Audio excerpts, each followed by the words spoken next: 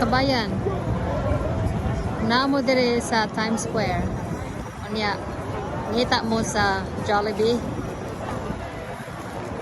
Di kay siya makitaan kay gamatoy kay siya. Okay? Pero makitaan gini mo na kanang flag diha. Okay? Lantaw ka sa imuhang wala.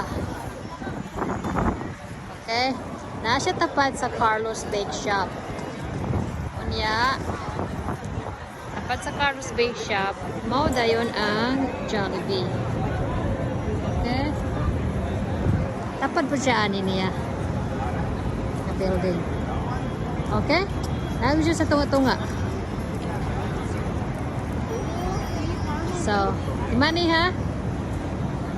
If you're here in Times Square and you're looking for the Jollibee, it's kind of hard to see because it's a small store. So what you do is you look around, you stop in the middle of Times Square, okay? You look around and you will see this NYPD like box thing that has a American flag, and you will see that building that it says New York Police Department. You look to your left side. So your left side next to Carlos Bake Shop, and then there's the Jollibee. It's kind of small.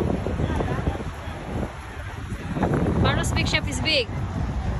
So when you see Carlos Bake Shop, next to it is the Jollibee. Okay?